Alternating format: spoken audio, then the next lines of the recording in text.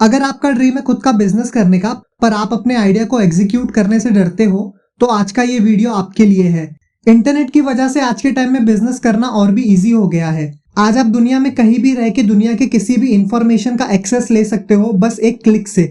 और आज के टाइम पे बिजनेस करने के लिए आपको किसी डिग्री सर्टिफिकेट या कोई लग्जरी ऑफिस की भी जरूरत नहीं है।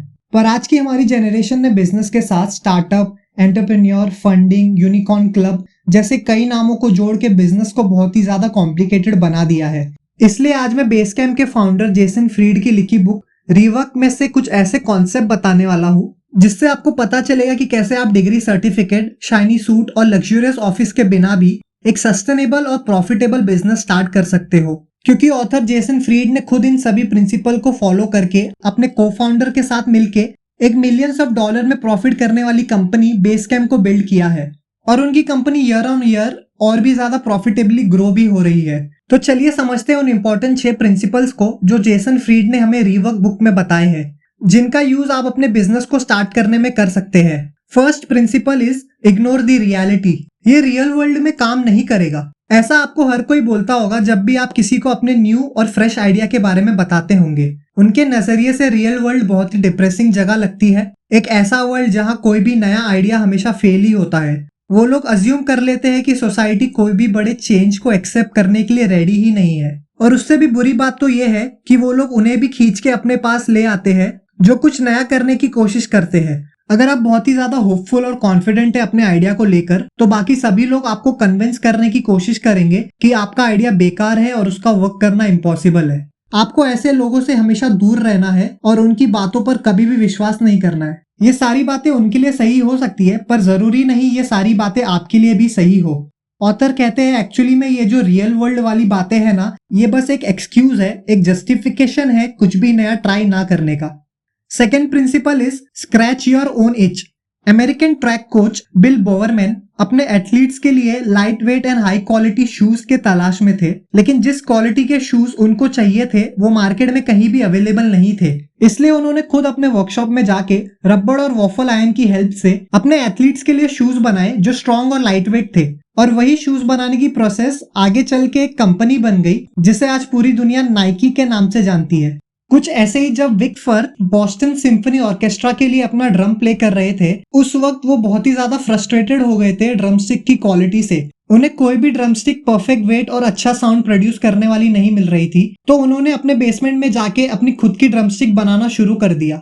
फिर उन्होंने जो बनाया उसका वेट सेम था और उससे प्रोड्यूस होने वाला साउंड भी एकदम परफेक्ट था। तो उन्होंने उसे नाम दिया द परफेक्ट पेयर। फिर कुछ साल बाद विक फर्थ का 62% शेयर बन गया ड्रमस्टिक मार्केट में। और ऐसे ही ऑथर ने स्टार्टिंग में एक web design consulting firm start किया था, पर जब वो अलग अलग कंपनीज के प्रोजेक्ट को हैंडल कर रहे थे तब उन्हें बहुत सारी डिफिकल्टी आ रही थी सारे कंपनीज के प्रोजेक्ट को एक साथ मैनेज करने में। और उन्होंने देखा कि मार्केट में कोई भी अच्छा प्रोजेक्ट मैनेजमेंट टूल अवेलेबल नहीं है। इसलिए उन्होंने खुद के लिए एक सॉफ्टवेयर बनाया जिससे वो प्रोजेक्ट को इजिली मैनेज कर सके। एंड वो सॉफ्टवेयर बाकी लोगों को इतना पसंद आया कि ऑथर ने वेब डिजाइन कंसल्टिंग फर्म छोड़ के वो सॉफ्टवेयर बेचना शुरू कर दिया, जिससे आज उनकी कंपनी बेसकैम्प मिलियंस ऑफ डॉलर्स का प्रॉफिट कर रही है। अब अगर आप इन तीनों एग्जांपल्स को देखो तो आपको एक चीज कॉमन देखने को मिलेगी कि हर इंसान को पहले अपनी लाइफ में कुछ इच यानी कि प्रॉब्लम्स हुई, फिर उन्होंने अपनी उस प्रॉब्लम को खत्म करने के लिए खुद एक सोल्यूशन निकाला और वो सोल्यूशन ही आगे चल के उनका बिजनेस बन गया। इसमें जेसन कहते हैं I had an etch so I scratch it.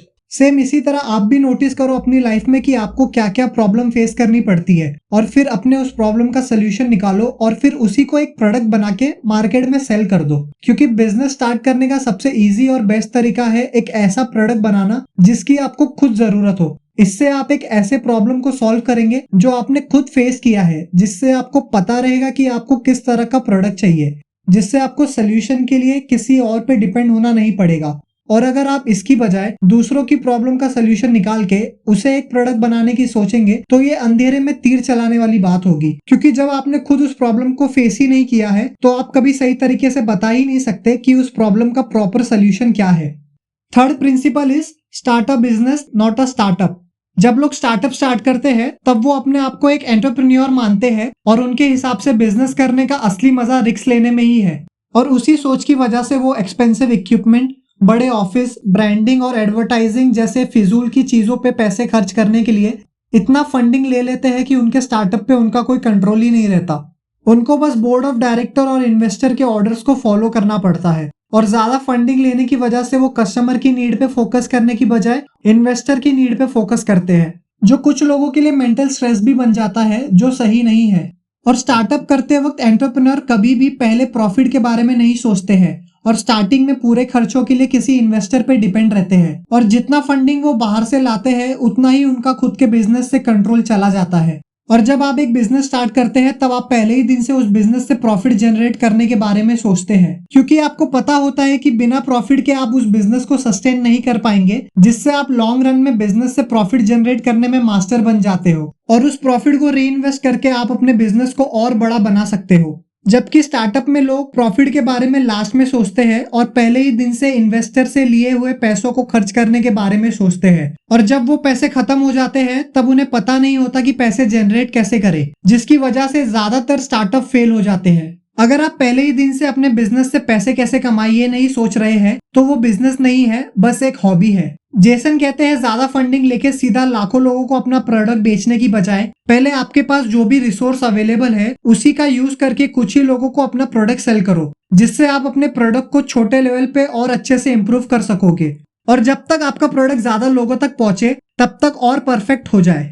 इसका बेस्ट एग्जाम्पल है राधा कृष्ण दमानी, जिन्होंने डीमार्ट का फर्स्ट स्टोर 2002 में स्टार्ट किया था और धीरे धीरे एक स्टोर के प्रॉफिट से दूसरा और दूसरे के प्रॉफिट से तीसरा ऐसे स्टोर खोलते गए और आज इंडिया में डीमार्ट के 200 से भी ज्यादा स्टोर प्रॉफिटेबली ग्रो हो रहे हैं। ऑथर का मानना है कि हमें ये एंटरप्रेन्योर वर्ल्ड को थोड़ा डाउन टू अर्थ करके स्टार्टर से रिप्लेस कर देना चाहिए, जो सबको बहुत ही कम चीजों से छोटा ही सही खुद का बिजनेस स्टार्ट करने में इंकरेज करे।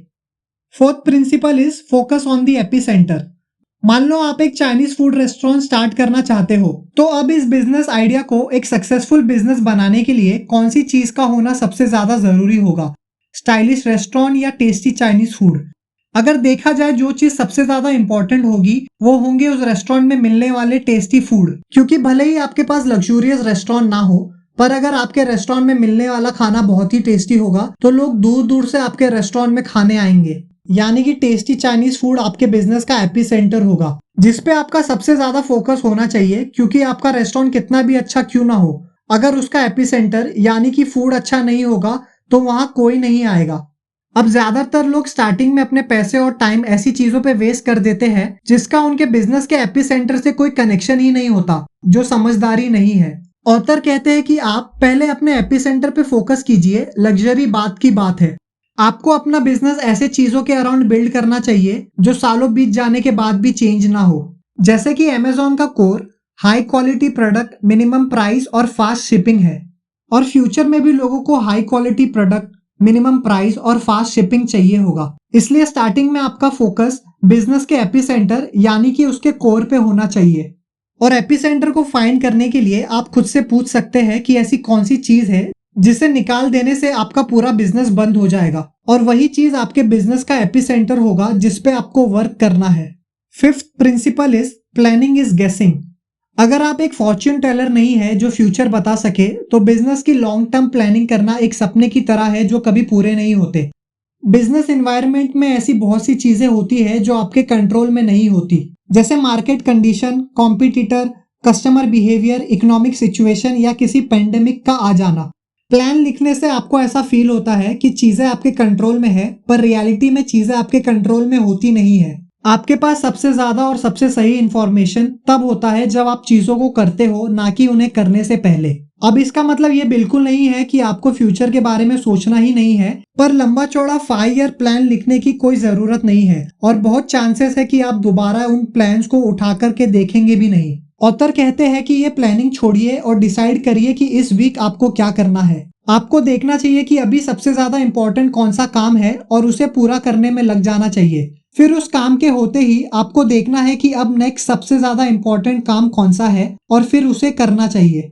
आप बस ये देखो कि इस वीक में आपको क्या अचीव करना है, ना कि ये साल में या अगले 5 साल में। Last principle is no time is no excuse. अगर आप भी उन लोगों में से है जो अपने फ्रेंड्स और फैमिली के साथ अपने बिजनेस आइडिया को शेयर करके ये कहते हैं कि मैं अपना बिजनेस स्टार्ट करना चाहता हूँ पर मुझे जॉब की वजह से टाइम नहीं मिल रहा है, या ये मानते हैं कि अगर आपको अपना बिजनेस करना है तो आपको आपका जॉब छोड़ना ही पड़ेगा, तो आप शायद उन लोगों में से हैं जो सिर्फ सोचते हैं पर करते कुछ नहीं। सच तो ये है कि आप अपने बिजनेस को लेके इतने सीरियस है ही नहीं, क्योंकि लाइफ कभी आपको सब कुछ आपके मर्जी के हिसाब से नहीं देने वाली। अपने आइडिया और बिजनेस के लिए टाइम मिलेगा नहीं, टाइम निकालना पड़ेगा। कई लोग अपने जॉब के बाद टाइम निकाल के अपना बिजनेस शुरू करते हैं और जैसे ही उनका बिजनेस ग्रो होने लगता है वो अपने बिजनेस के साथ फुल टाइम जुड़ जाते हैं। ऑथर कहते हैं अगर आप अपने बिजनेस के लिए कुछ घंटे पहले उठकर वीकेंड्स पर या टीवी और सोशल मीडिया अवॉइड करके उसमें से कुछ टाइम निकाल के काम कर ही नहीं सकते, तो शायद आपको पूरा टाइम भी दे दिया जाए तो आप उस टाइम को भी अच्छी तरह से यूटिलाइज नहीं कर पाएंगे। क्योंकि टाइम तो आपके पास अभी भी है, बस आपको अपने विल और टाइम मैनेजमेंट स्किल पर काम करना है। तो आज के इस वीडियो में बस इतना ही। अगर आपको इस वीडियो से कुछ वैल्यूएबल इंफॉर्मेशन मिला हो तो वीडियो को लाइक जरूर करें। एंड अगर आप ऐसे ही बुक समरीज और इंफॉर्मेटिव कंटेंट देखना चाहते हैं तो चैनल को सब्सक्राइब करके बेल आइकन जरूर प्रेस करें। अभी के लिए बस इतना ही, मिलता हूँ आपसे अगले वीडियो में।